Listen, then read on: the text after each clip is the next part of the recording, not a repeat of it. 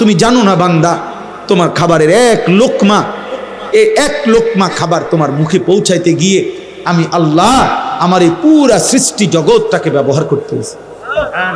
আসমান যদি এক অংশ কম হইতো তাইলে এই পৃথিবীর আকাশ ঠিক থাকতো না, জমিনের এক পাশ যদি না থাকতো তাইলে এই পৃথিবীর ঠিক থাকতো না, সূর্য যদি একদিন উঠা বন্ধ থাকতো তো তোমার জীবনের কোনো আয়োজন স্বাভাবিক হতো না, যদি চাঁদ উঠা বন্ধ হতো তো পৃথিবীর কোনো আয়োজন স্বাভাবিক থাকতো না, আমি যদি রাত আর দিন না বানাইতাম তাইলে জগৎ সংসার চলতো না, আমি যদি আলো আর অন্ধকার না বানাইতাম তো জগৎ সংসার চলতো না।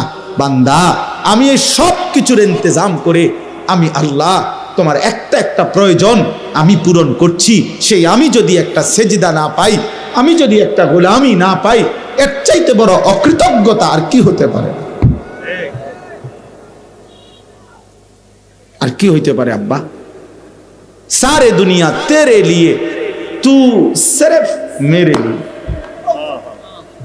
আল্লাহ বলছে বান্দা तमाम দুনিয়া তোমার জন্য, তুমি শুধুই আমার জন্য। আমার কাছে একটা সেজদা চাই, আমি তোমার একটা শুকরের বাক্য চাই, আমি তোমার জবান দিয়ে শুনতে চাই যে তুমি বলবা আলহামদুলিল্লাহ।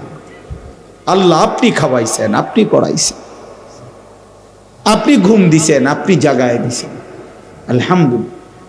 আলহামদুলিল্লাহিল্লাযী আহইয়ানা বা'দা মা আমাতানা, গুফরানাকা আলহামদুলিল্লাহিল্লাযী। আল্লাহ, পায়খানা যদি জমে থাকতো পেটে আমি বাঁচতে পারতাম না, পেশাব যদি আটকায় যায় মাওলা আমি বাঁচবো না, আপনি আমার পেশাব, আপনি আমার পায়খানা পরিমিত মাত্রায় আমার শরীর থেকে বের করে দিয়েছেন, আলহামদুলিল্লাহ, আপনার শুকর মাওলা।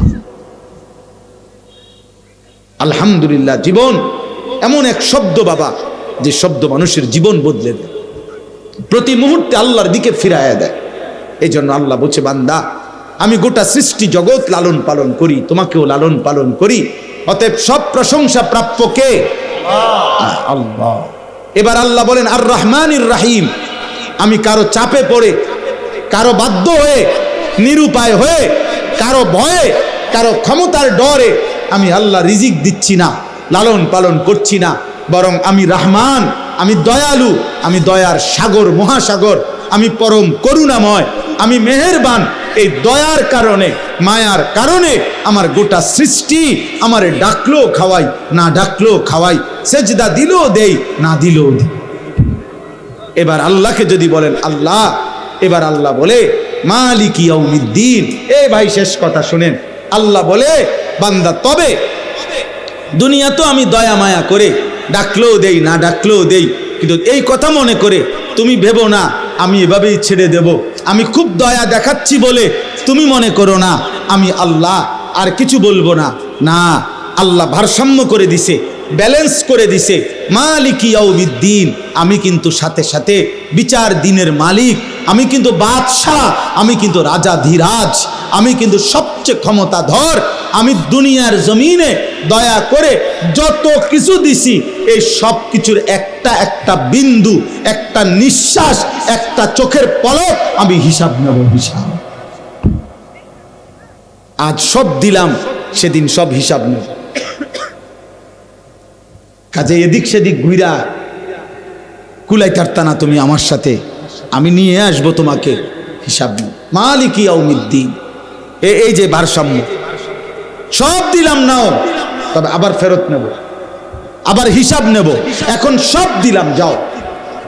এই জন্য শেষ কথা হলো আল্লাহ আমাদেরকে এটা শিখাইছে বান্দা, যেহেতু তুমি বুঝো যে আমি সব দিছি দেব, কিন্তু আমি কিন্তু সব হিসাবও নেব।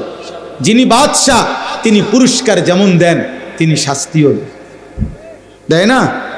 হ্যাঁ, আমি মালিক, আমি মালিক, আমি বাদশাহ, আমি রাজা ধীরাজ, আমি বিচার দিনের মালিক। আমি যেমন পুরস্কারও দেব তেমন শাস্তিও দেব। অতএব শেষ কথা হলো আল্লাহ বলে বান্দা, অতএব যদি এটা বুঝে থাকো তাহলে তুমি বিবেক দিয়ে এটা বুঝে নাও, ইয়্যাকা না'বুদু ওয়া ইয়্যাকা নাস্তাঈন। অতএব তোমার উচিত দিল থেকে আল্লাহকে কথা বলা যে আল্লাহ, যেহেতু আপনি আমাকে সব দিয়েছেন, এই হিসাবেই আপনি আমার কৃতজ্ঞতা পাওয়ার উপযুক্ত। আবার সাথে সাথে এই ভয়ও দেখাইছেন যে আপনি হিসাব নিবেন, কাজে এই হিসাবেও আমি উল্টা পাল্টা করা ঠিক হবে না, অতএব আমি মেনে নিচ্ছি, আমি আপনার গোলামি করব।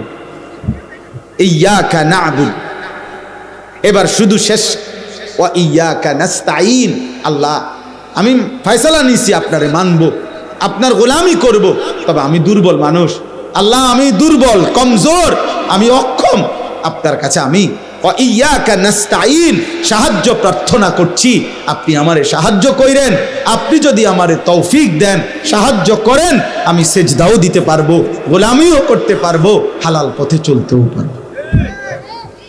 আল্লাহ বলছে আচ্ছা ঠিক আছে, বলি আব্দি মা সাআলা, পরিষ্কার হাদিসে আছে কোন বান্দা যখন দিল থেকে সূরা ফাতিহা পড়ে আল্লাহ প্রত্যেক আয়াতের জবাব দেয়। আর আল্লাহ বলে বলি আব্দি মা সাআলা, এই শব্দ আছে হাদিসে, আল্লাহ নিজে বলে বান্দা তুমি যা চেয়েছ তাই তোমাকে দেওয়া হবে, তুমি যা চেয়েছ তাই তোমাকে দেওয়া হবে, তুমি আমার সাহায্য চাইছো আমি করব, আমি করব, তুমি শুধু বলো আমার গোলামি করবা কিনা। এই জন্য আজকে কিশোর ভাই, নওজোয়ান ভাই, বয়স্ক বাবা, আজকের এই মাদ্রাসা খাদিজাতুল কুবরা, এই মাদ্রাসার এই মাহফিলে আমি সবার কাছে অনুরোধ করলাম, কিশোর যুবক তোমরা চরিত্র হেফাজত করো, নজর হেফাজত করো, আখলাকের হেফাজত করো, নারী দেখো না, অস্থির ছবি দেখো না বাপ, হারাম জীবনে কাটাইও না বাপ, এই জীবন 2 পয়সার মূল্য থাকবে না, কেউ তোমার দিকে থুতুও মারবে না, কেউ মনে রাখবে। ফেরাউনের নাম এত বড় গাদ্দার, এই গাদ্দারের নাম পৃথিবীর কোনো কুত্তার নামও নাই, নমরুদ নামে কোনো কুত্তার নামও নাই,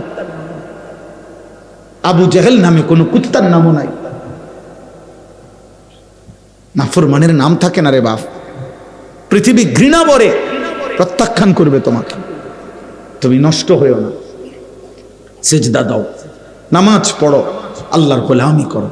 আর বাবাদের সবাইকে বলি জীবনটা সুন্দর করে, শেষ বয়সটা নবীজির একটা একটা সুন্নাত প্রত্যেকে আমল করার চেষ্টা করো।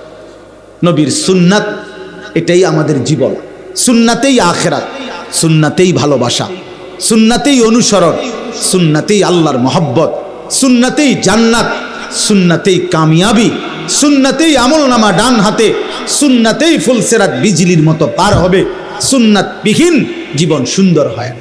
আমরা প্রত্যেক দিন সুন্নাতের বই বিক্রি করি, এই যে তালিমুস সুন্নাহ, প্রতিদিন আমার গাড়িতে আমি বিক্রি করি একটা সুন্নাতের বই, 600 পৃষ্ঠা ব্যাপী, বাংলা ভাষায় 600 পৃষ্ঠায় পূর্ণাঙ্গ প্রামাণ্য নবীর জীবনের ছোট্ট থেকে ছোট্ট বড় সকল সুন্নাত এই